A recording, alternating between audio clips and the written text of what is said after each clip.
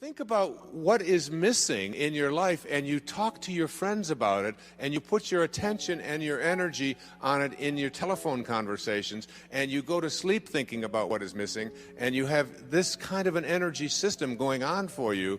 You will continue to have what you are thinking about show up in your life, and you'll see more and more and more of missingness continue to show up. You can't think about and put your energy on what is missing unless you want it to keep being that way in your life. So that's the first thing you want to shift. That's the first obstacle to reaching this state of what I call intention. Secondly, if you put your thoughts on what is, you will continue to attract what is into your life. Now, I'm going to suggest something very strange up here right now. I told you when it gets weird, that you have the ability to put your attention on an inner mantra that I have recorded in a CD called Meditations for Manifesting, that came to me from a teacher 2,300 years ago named Patanjali in India, who taught people at that time, when this is before the Middle Ages, this was like when people hadn't been out of caves too long, was teaching people how to levitate, and was teaching people how to bilocate, and was teaching people how to have the gift of fish and loaves 300 years before Jesus showed up on this planet. And his aphorisms of Patanjali are a big part of the spiritual solution to every problem. And what he suggested at that time is a meditation called japa. And this meditation is something where you take your attention, your inner energy, off of what is and onto what you intend to manifest, and you repeat the sound that is in the name of God as an inner mantra. And by repeating this sound, you attract the energy from outside of yourself, that is the source from which you emanated, to cooperate with you and literally collaborate with you to shift it into whatever it is that you intend to manifest. And you can do this with money. You can do this with getting pregnant if you haven't been able to do that. You can get it with selling your home. You can get it, and if you take a look at 300 years later, 400 years later, John the Baptist writes in the New Testament the opening line of the New Testament of the book of John in the New Testament. In the beginning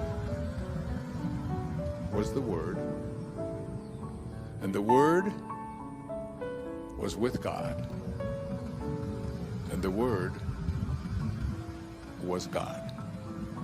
As strange as it may sound to you, based upon the conditioning that you have had, just like Ivan Illich, the repetition of the sound as an inner mantra is a way of getting in the gap.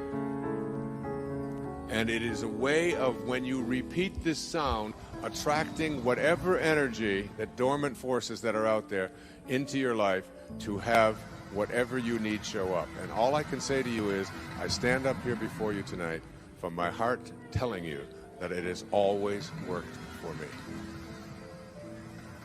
It is a meditation practice. It is so powerful, and I can't tell you how many people have been practicing it, including Gary, who spoke to you here today. And there is absolutely no limit to what you can attract into your life simply by practicing it. I have put it on CD. I put it in Getting in the Gap. I teach it. I donate all of the proceeds from it to charities because I was asked to teach it, but to take no money for it. And I've been doing it for several years now. If your thoughts are on what is, let's just say you've got a disease process. Cancer, arthritis, the flu, a cold. If your thoughts are on, if you get a sniffle and your thoughts are on, this is in my nose today, but tomorrow it'll be in my throat. On Wednesday, it'll be down in my chest. On Thursday, I'll probably have a fever. I'm going to have to take Friday off. Now, it's Monday morning. and you've got a sniffle, and in your mind you're taking Friday off with a fever. If this is how you have trained your mind to work, to put your attention on the circumstances of your life, self-actualizing people, Abraham Maslow was a great teacher of mine.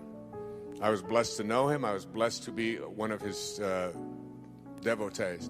He died on the 14th of June, 1970, in the same hour that I walked across the stage at Cobo Hall in Detroit receiving my PhD. In the same hour. He passed the baton on. He said, I've taught self-actualization to the academic world. Now you take it to the masses. And Maslow said, self-actualizing people are distinguished from everybody else with this sentence: they must be what they can be. They must be what they can be. And one of those 10 secrets for success and inner peace is that you can't solve a problem with the same mind that created it. And know this, that your mind created everything in your life that you call a problem. And self-actualizing, highly functioning people who live at these extremely, extraordinarily high levels of consciousness never put their thoughts on what is if they don't like what is. Because if your thoughts are on what is, and you despise what is, and if you look at poor people, if you look at unsuccessful people, if you look at sickly people, if you look at tired people, if you look at addicted people, you will see people who put their attention constantly on their problems, on what is wrong, on what isn't working, on what I can't do, and so on. They'll tell you about it, they'll focus on it, and when your thoughts are on what is, and what you think about is what expands, you continue to attract more of what is into your life. When I had a practice, I had a woman who came to me who said, I just went through a divorce 7 months ago, and I've been dating, and I've dated 4 different men, and all 4 of them have used me as a sex object. And every single one of them called me up after the first date and were mistreating me, and they didn't have any respect for me, and that was the end of it. And she said, I'd like you to talk to all 4 of these men. And I said, there's only one common denominator here. You are attracting into your life what you are putting your attention on. It's called the Job effect. You can't think about what is missing, and you can't think and put your energy and talk about what is if you don't like what is. Can't do that unless you want more of that to show up. Third, you cannot put your attention or your thoughts or your energy on what always has been. If you put your thoughts or your energy on what always has been is what will continue to show up into your life. What always has been is the wake of a boat. Your life is a boat. It's heading up the river in that direction. And it's heading there at 40 knots.